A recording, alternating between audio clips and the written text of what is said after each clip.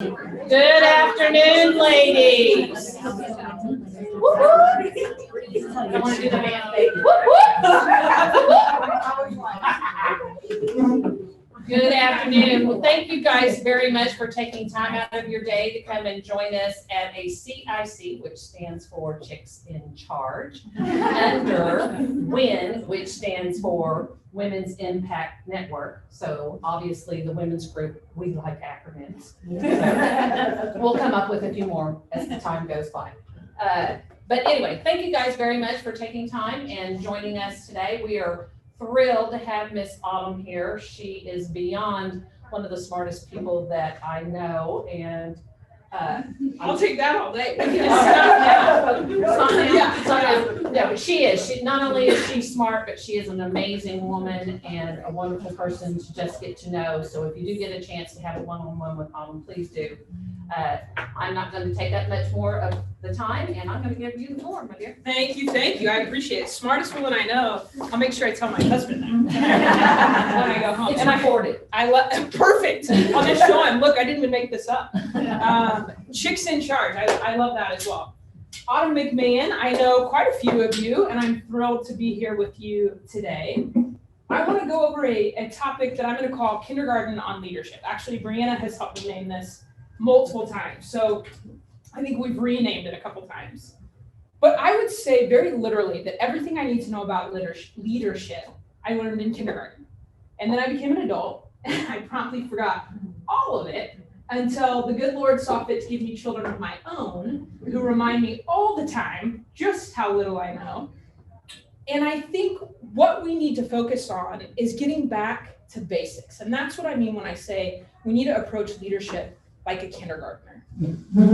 One of the things that I have learned, so I've studied leadership for about 2 decades, which is horrifying to say out loud. But one of the things that has always stuck with me was a college professor. My undergraduate degree is in psychology. And she told me that if I wanted to better understand the world, I should spend more time with people under the age of 5 and over the age of 75. There is a magic that people on the bookends of life possess. And as I have studied it more and more, I think that magic is that they understand simple human interactions differently. Come on in. People on the bookends live in every single moment. And I think especially with all the technology we have, we forget this. Very literally, I would argue that every great leader does these 5 things that we're going to talk about, not just well, but exceptionally well. And I think being a great leader means that you're continually honing that skill at being great at your craft. So these are incredibly simple, but please don't discount the fact that this is a soft science. This is something I have studied extensively. So the first one is play nice. So as a kid, this means we teach our kids not to bite, not to throw rocks at our friends. As an adult, this means that we understand that success breeds success. It also means that we treat our people as people first. It's really easy to look at someone's output and decide that they're not doing a good job. But what that does is that removes you as the leader from that situation. It means that you had no role in that particular failure. I would say that in my life, and hopefully your lives, the most important part of what I do has nothing to do with what I do from 8 to 5. Our lives happen so much more outside of the office than they do inside. So it's unrealistic to assume that when someone walks through the door to be on your team, that they could possibly leave all of that behind. They walk in as a mother, they walk in as a partner, they walk in as a daughter, or whatever they wear, they walk in with that. And in order to be a great leader, you have to be great at treating them as a person first. This also means that you give them the benefit of the doubt. This doesn't mean let them be bad at what they do. Never, never, never. I think you have to hold the highest standards for your team, but it means allow them to explain to you what's happening in their life. I also think that this means that we do simple things like not gossiping, not talking behind each other's back. And honestly, and I have to fight this in myself, especially in my personal relationships, not assuming you understand why they did what they did. So if someone has let you down, it's really easy to in your head say, well, they're high all the time, or they're drunk, or whatever the most extreme circumstances that you can come up with. It's really easy to make that justification without ever having talked to them. Playing nice to me means that you have that conversation before you make any of those assumptions. Number 2, crisscross applesauce, hands in your lap. So that is this, right? I don't know if you guys can see me. It's just this. So I learned this. Sorry guys, I'm sitting crisscross applesauce. We used to call that something different, right? You're just sitting down. I learned this. So my daughter is 6.5. And when she was in her Montessori classroom, so this is preschool, right? I would walk into her classroom to volunteer, and these teachers would get kids between the ages of 3 and 6, 20 of them, to sit quietly and listen to what was being taught. It blew my mind, right? Like you usually can't get adults to do that. But what they understood is that when you are focused on your space, so crisscross applesauce means I'm a dedicated listener to you. It means I'm not on my phone, I'm not touching my neighbor. I'm really focused on what you're saying. This has become incredibly difficult in a Zoom world, right? Because I'm told that I can multitask. So I've got Zoom open here, or maybe I'm really clever and I've also got like whatever I'm working on in front of me where I'm looking at the camera, but you're not focused. That focused listening makes all the difference in the world. My first job out of college was in sales, and we talked about this rule of 80-20. So I'm supposed to listen to you talk 80% of the time. I talk 20% of the time. This is a great sales technique just by itself. But what I quickly learned is that if you can truly do that and ask probing questions and lean in and mimic their posture, they will sell whatever you're selling for you. They'll tell you their life. They will tell you what they're motivated by. As a leader, you have to know what motivates your people. I think sometimes we think that it's always money, but we've got a lot of great teachers, and I guarantee none of them do that for the money, right? What is it that makes them passionate? One of the things that makes Brianna the most passionate is not coming to work. She likes to work remotely, right? She likes extra time off with her family because her priority is not what happens at work, it's what happens outside work. So understanding that is really, really powerful when you're trying to motivate people, and honestly, when you're trying to get people to listen to you. So number 3, look, we match. As a kid, there is no higher compliment than dressing like somebody, right?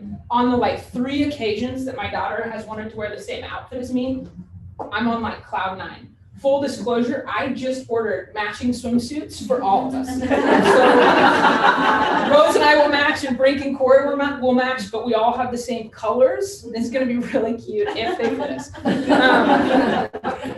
But I'm so into that right now because she's into it, right? Because the highest compliment she can pay me is, hey, look how much we have in common. What I think we've seen so much in the last 2 years especially is that we get so caught up in our differences that we forget to look for the ways we match. There is a superpower in being able to find common ground and similarities with the people you interact with, especially if those similarities seem really, really difficult to find. Where this has been the most fruitful for me in a professional setting is when I'm going into a difficult conversation. We all have those people who just like the way they breathe is annoying, right? For me, it is people who are pessimistic. So I'm like, hey, you think we should go to the moon tomorrow? Great, tell me more. Let's figure it out. Like maybe it's not the best idea, but we're gonna like run this thing out. People who automatically say no, I'm like, oh, you're the worst. Just get out of here, right? Those people set me free. So when I know I'm walking into a meeting with someone like that, I try and come into the room understanding what makes us alike. Do we both have kids? Do we both like to go running? I don't, so that's never going to be a similarity. Do we both like to be outside? Whatever it is, right? And for me, it needs to be personal. I don't want it to be that we both, wore a jacket today. For me, I need to see them as a human, because if I can go into that conversation, especially one where I know we're going to start like this, and set common ground and set similarities to start, the rest of the conversation goes so differently. Of all of these things, this is the hardest for me. Hands down the hardest, and something that I practice religiously. I have a whole system for giving bad news or having difficult conversations. For me, it has to be first thing in the morning, And I always try and set it up, if I know someone's gonna leave upset, I always try and set it up where they can leave, but they have to come back to me. So in a perfect scenario, if I'm telling you didn't do a great job, I wanna do it right before you go to lunch, so that if you get upset, you can go to lunch, but then you have to come back. Because you need to remember that I'm also a person, right? So even if you didn't agree with what I just said, or you felt like I pulled rank or whatever it is, you remember that I'm also a person.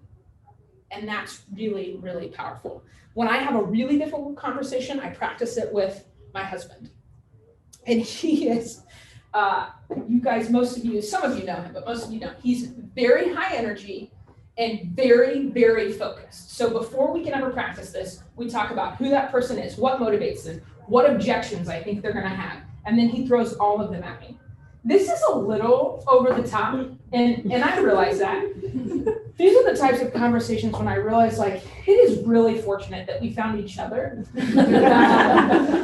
because we motivate each other similarly. But what is that for you? Is that thinking it through? A lot of times I talk to myself on my car ride, is that whatever you need to do to get your armor on so that you can be a human first. Does that make sense? Okay.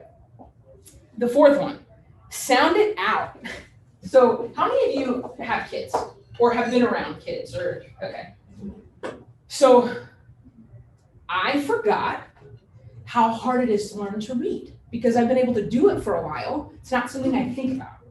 Watching my kindergartner learn to read has been fascinating, right? Because I can look at the word sat and I'm like, well, obviously that's sat, right? I mean, there's 3 letters. It's not that hard.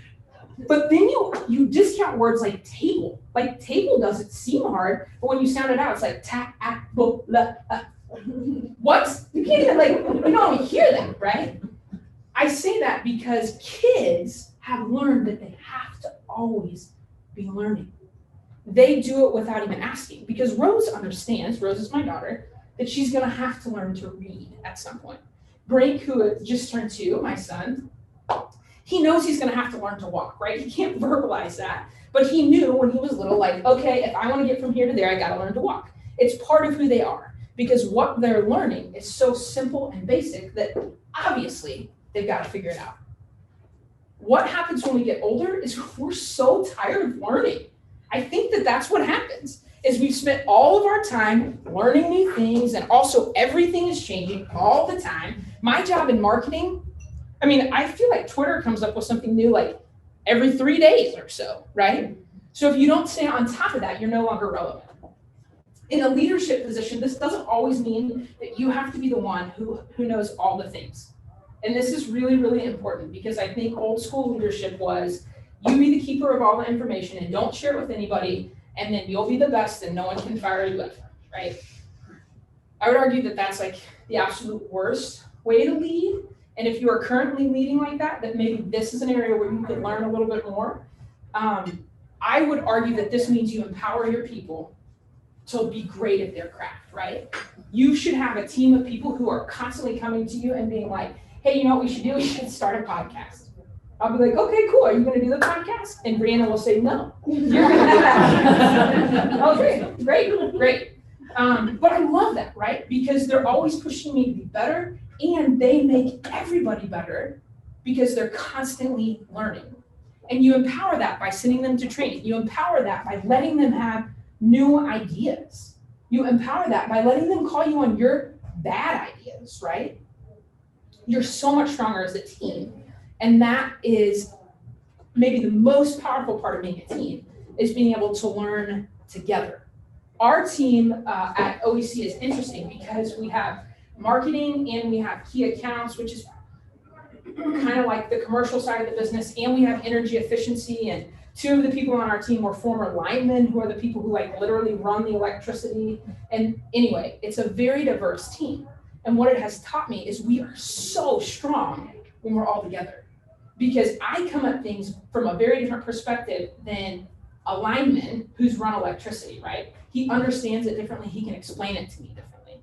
So empowering your people to learn, critically important.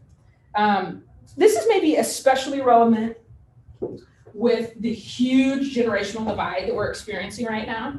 So if you're a millennial, which truthfully I was thrilled to learn that I am still considered a millennial, you've recently gotten a lot of fire about the side part and the skinny jeans, right? But this is a real thing, is we are working in a workforce right now where you have boomers down to Gen Z, and I think the new generation, based on TikTok and no actual facts, is Gen A. Is this a thing? Has anybody heard this? No, this is made up. Like our TikTok. kids? Like I don't. What comes Everything on Gen Z? TikTok is. Yeah, That's I mean, right. so don't miss that. I'm not citing that as a reason. Please don't. I don't know. She's crazy. She cited TikTok. She's trying to maintain that millennial thing. Yeah. That's the only reason I have TikTok is because my son likes pups, and you can do. There's a hit TikTok hashtag that's dogs of TikTok. So he hates going to the doctor. So that's our life hack on that. The only reason it's on my phone. But I think that's really, really important for when we talk about continuing to learn. Because what we know about generational differences is that as generations, we are motivated differently based on how we've been taught and how we've been brought up in the workforce, right? Boomers tend to be much more traditional in a generational setting. I've worked with boomers who are far more progressive than me, and with whatever the next generation is, Gen Z is the one younger than millennials. Okay, with who are far more rigid. So, but just as a blanket statement, you've got people who have seen all kinds of technology come in, and people who've grown up with technology, not even on a computer, in their hands. This is totally different. So what you can do on this is ensure that learning goes both ways. So if you have someone who's great with technology, can they work with someone who's maybe not, right? And how do you marry those two groups to make sure that you're coming up with the best end product? This sounds like lovey-dovey and touchy-feely and kumbaya. It's not. Done in practice, it just looks like working together, and it is incredibly fruitful. But you have to have that deep commitment to continue learning. This fifth one almost irritates me that is on my list, but I think it is, it's tell the truth, right? When you're a little kid, a 6-year-old, because I'm just gonna keep using examples with my kids, Rose is just learning how to lie. She's terrible at it, and it is fantastic. But she's like testing her boundaries, right? Like, is this a thing we do? Is this one of my go-to phrases? Is that's not a thing we do in our family, right? Like maybe other people lie, but in our family we tell the truth, because I want that to be part of who she is. What we have learned at some point, maybe it starts when you're younger, maybe it's something that maybe your kids don't like, maybe it's just something I've taught my kids. Is that in order to be viewed as great, we have to be viewed as perfect. And this is what I mean by tell the truth. Everyone will mess up, guaranteed. I can try my very hardest, and sometimes I am just gonna wipe out, right? For me, if I try my very hardest, and it is the first time I have tried that, no harm, no foul, right? You did what you thought was going to be a good idea. Even if I told you on the front end I didn't think it was the best idea, if you were all in and it just didn't pan out, no worries. It's when you start to do it that second or third time, right, that I have issues. But we've been taught you can't be wrong, right? Or you'll be punished, or there will be consequences, or you won't get a raise, or you'll be fired, whatever it is. I would argue that our ability to tell the truth, and even a step further, if we're going to talk about how many people have heard Brene Brown's The Power of Vulnerability? Okay, well, you should all go home right now and go. She has a TED Talk, so it's 10 minutes. Hers might be 15. Brene Brown is incredible, and she speaks to this power of vulnerability, which is essentially being honest about who you are, being willing to be vulnerable with the people around you. I already told you that I think the best part of your life happens outside of work, but that doesn't mean that work isn't also important. For me to be successful, I have to be surrounded by a group of people that honestly I love, that I like to be with, that see me as a human. It doesn't mean we always agree, but it means that I can be totally supported when I'm with that group.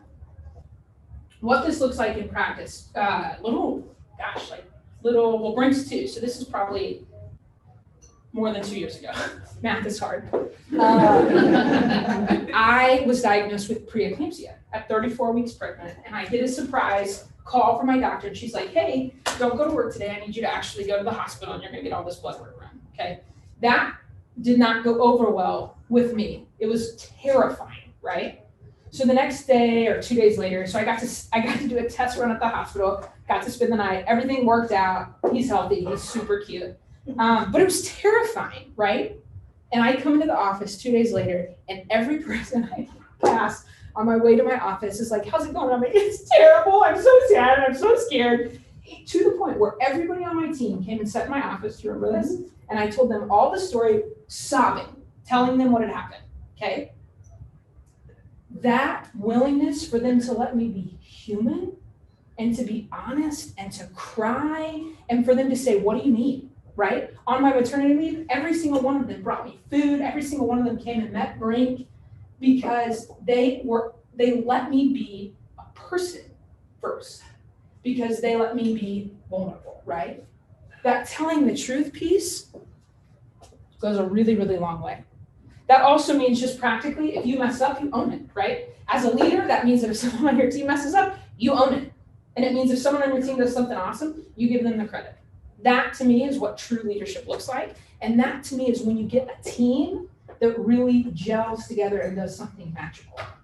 All 5 of these things, incredibly simple and kind of silly on the surface, right? Like I literally just set crisscross applesauce on the floor. But if you do these well, I would argue that if you can do 3 of these really well, you're probably a better leader than anyone on your team has ever worked with. And none of them require exceptional excellence. They just require attention to detail and intentional action. Any questions on any of this? I want to make sure you guys get to eat. Too much silence. I think it's because I crushed it. There were no questions because it was. Well, thank you guys very much. I will add, and this is a little bit different, but I think that as women, since we're all women, since we're chicks in charge, I think as women, sometimes these are harder, especially vulnerability and honesty, because I think it can often be misconstrued for weakness. So where I think you can't play that vulnerability and honesty is when you're angry and when you're really emotional. So when someone comes to you and tells you that they're having a really hard time in life and they're crying, I think it's very okay to cry, right? Maybe like don't break down, but like tears, I think are appropriate. Act like a human first. You cannot do that as a reaction. I think if you do it as a reaction, even though it is authentic, you need to remove yourself from the situation, because as women, what typically is automatically assumed of us is that we will be overly emotional and that we will not react correctly. So I say all of that, you still have to play a game sometimes. When you get to the true authenticity, it's because you've built a team, both that you lead, and I can do the same thing with my boss and his boss, where it is safe for me to be human in the right space, right? I'm not going to break down in a board meeting with my board of directors, but it is safe for me to break down with my boss or his boss. Those are safe spaces. So knowing where you can do that, I think, is really important as well. And knowing, so timing on all of this is really important, but also knowing how deep you can go with any of it, right? You have to grow people with you as a leader. They don't start and you're like, okay, here's the deal. I'm going to give you the whole rundown and you're going to be able to keep up. We have a team member that we will hire in the near future. We don't know who yet because we're still interviewing. They will not be on the same level as the rest of the people on our team, right? They haven't had the time. They don't have the history. You build them into that, right? And then you gauge, are they worthy of that level of trust? Yes or no?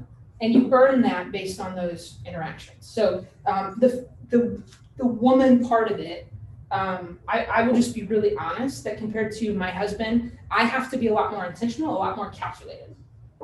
And I have those conversations with him in advance. And I also know that if I am really nervous about a conversation, I will kind of put that on the table up front. So if I'm going into a conversation that is with someone, either my boss or someone like that, I will tell them, hey, I am anxious. Anxious is typically plays better than nervous. I'm anxious about this conversation, but I respect you enough to have it with you today, right? So I think if you can be honest and then compliment them, that usually is a pretty good scenario. That makes sense? Okay.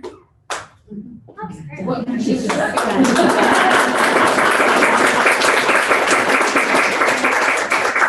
I know it's kind of hard to imagine, but, or probably not so much now, but Autumn really is, I don't want to jokingly say that she's one of the smartest people, but the delivery and the truth and the honesty behind what she has to say is valuable to all of us. And so we do appreciate you very much for always taking the time.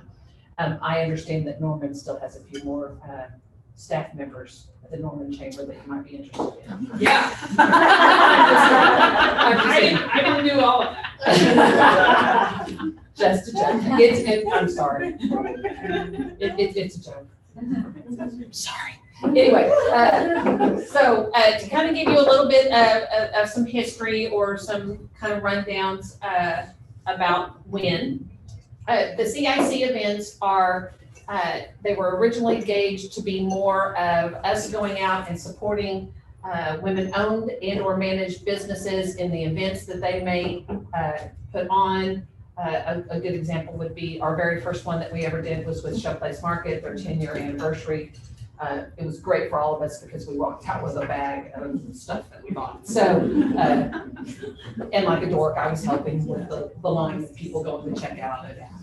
It was just fun. So, just silly little things that we did first like that. But then they have also evolved into these luncheons where we do bring in someone to inspire us, to lead us, or to help us with our leadership skills. But we do have two main events that we do, official planned events. Our first one will be in June. It's more of a much larger luncheon. This one we are going to gear towards women in leadership roles. Will be our panel of the presenters. And so that will be in June, and when that date is confirmed, we'll let you know. Mostly what we're waiting on is for doors to open up a little bit more so that we have a space to hold this event in. And then we will be doing, I don't want to call it Mistletoe Market because that belongs to somebody else, but we're going to do a little shopping expo towards the end of the year. So there's two different events. These, of course, are graciously brought to us by our sponsors that we have. Our champion sponsor is Norman Regional Health System, and then First Fidelity and OEC are also sponsors. And so if it's something that you're interested in regards to sponsorships, it's for the entire program, everything we do. Your logo is included on it. So that's just the simple sales pitch for WIN. If you are not already on our mailing list, please let us know and we'll make sure to include you on it. And other than that, please enjoy your meal, and thank you very much for taking time for being here. And all of our OEC friends from the Norman Chamber. Anyway. It's just a joke. Kelly is not available. Since she was at Norman and now she's here. And if you guys haven't met Kelly, Kelly Arnold is our newest addition to the Moore Chamber. We really appreciate her being here. And if you have not met Carol, our membership director, wave, and then Cheryl, literally the woman that's the glue that keeps us all sane. And of course, now it's our job to keep her sane because she just had a grandbaby in the middle of our membership campaign. So, poor thing. In the middle. So, other than that, thank you guys very much. Enjoy your meal and continue to socialize. Thank you.